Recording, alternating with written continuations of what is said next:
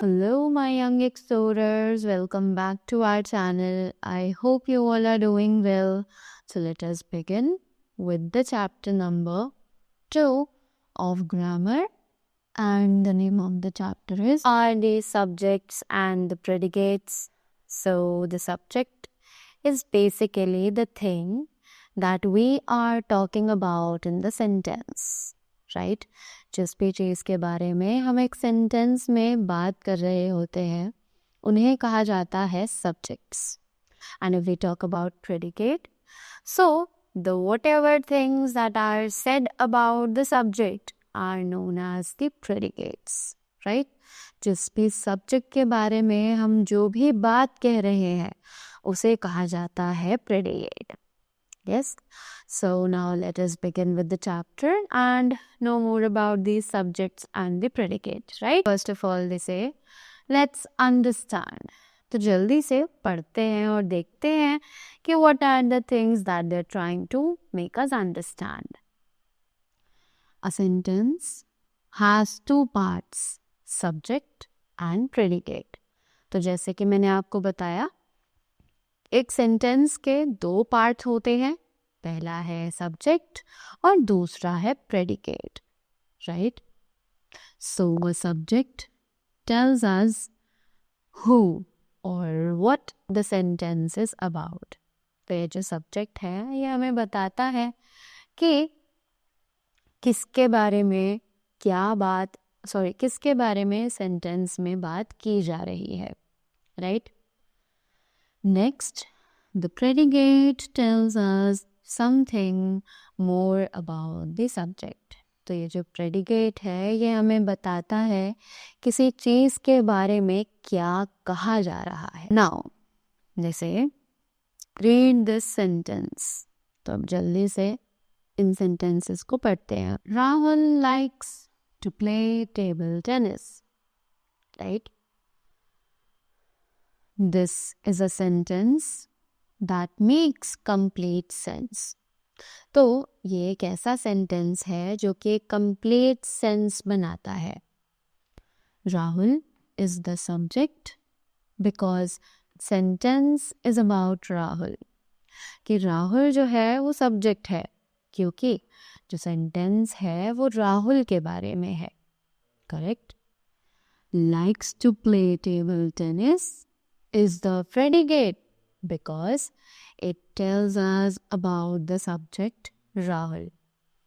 तो यहाँ पर जो ये आगे का सेंटेंस है ये एक्चुअली प्रेडिकेट है. Why?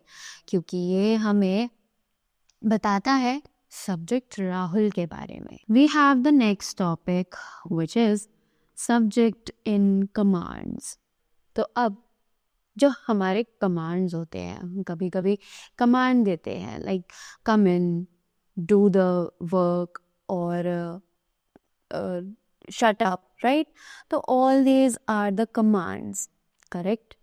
सो लेट्स सी कि इन कमांड्स में जो सब्जेक्ट होता है वो क्या होता है. Read these sentences.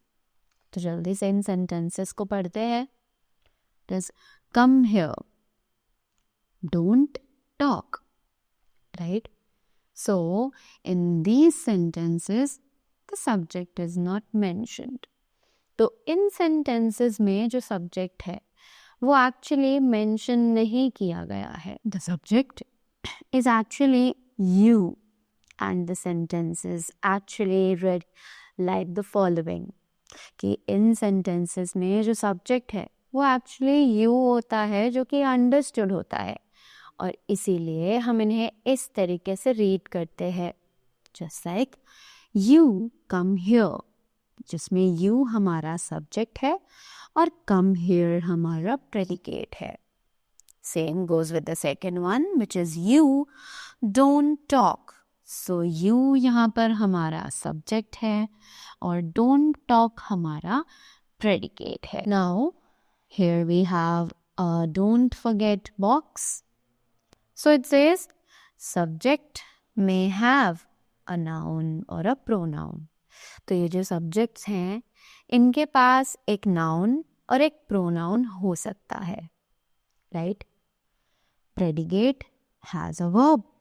तो अब ये जो प्रेडिकेट होता है, इनके पास एक वर्ब होता है. Next topic that we have is subject in questions. तो अब इन क्वेश्चंस में जो सब्जेक्ट है वो क्या होता है? Let's see. The subject usually comes before the predicate. तो जो सब्जेक्ट है वो यूजुअली प्रेडिकेट से पहले आता है. But in questions subjects come after predicates, right? पर क्वेश्चंस में जो सब्जेक्ट्स हैं वो यूजुअली प्रेडिकेट्स के बाद आते हैं. Just like examples we have, read these sentences. They say who are you. So यहाँ पर हु आर हमारा प्रेडिकेट है एंड सब्जेक्ट यू जो कि हमारे प्रेडिकेट के बाद प्लेस किया गया है. Next, where is mother. So where is हमारा प्रेडिकेट है और मदर हमारा सब्जेक्ट है जो कि हमने प्रेडिकेट के बाद प्लेस किया है, right? So that was all about the chapter subject and predicate. I hope you all found it interesting and you all are clear with them. So that was all from my side. Thank you so much and do have a great day ahead.